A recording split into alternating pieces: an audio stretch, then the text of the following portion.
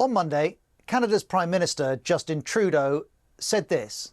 Over the past number of weeks, Canadian security agencies have been actively pursuing credible allegations of a potential link between agents of the government of India and the killing of a Canadian citizen, Hardeep Singh Nijjar. India's response was swift, saying allegations of India's involvement in any act of violence in Canada are absurd and motivated. And this exchange revolves around a murder in June. Hardeep Singh Nijjar was a Canadian citizen who was born in India. He was a Sikh and supported a Sikh state separate from India. He was shot dead outside this temple in the Canadian province of British Columbia.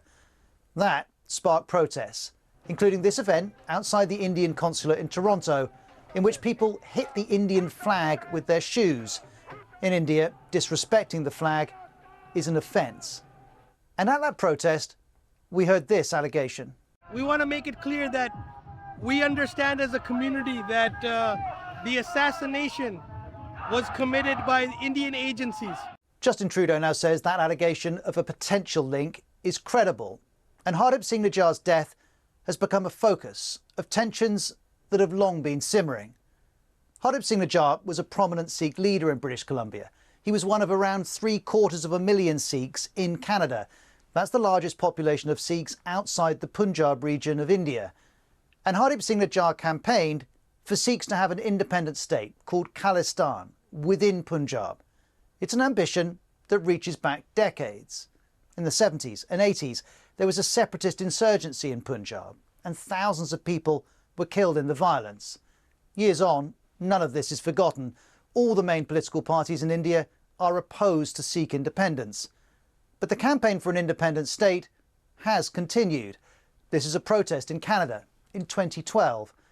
And earlier this month, Justin Trudeau referenced pro-Khalistan demonstrations, saying that Canada will always defend freedom of expression, freedom of conscience, freedom of peaceful protest. But India has a quite different perspective. In 2020, it officially labelled Hardeep Singh Nijjar as a terrorist, something he and his supporters always rejected. And at the recent G20 summit in Delhi, India's Prime Minister, Narendra Modi, met with Justin Trudeau briefly. Both sides say Hardeep Singh Nijjar's death was discussed. We were told Mr Modi conveyed strong concerns about continuing anti-India activities of extremist elements in Canada. Canada too has its concerns, and now it's taken action. As of today, and as a consequence, we've expelled a top Indian diplomat from Canada.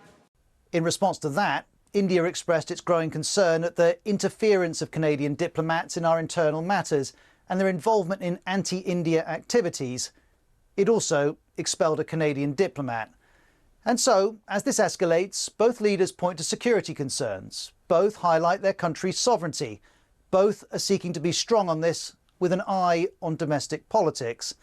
All of which is why this murder is deepening the divisions between the two countries.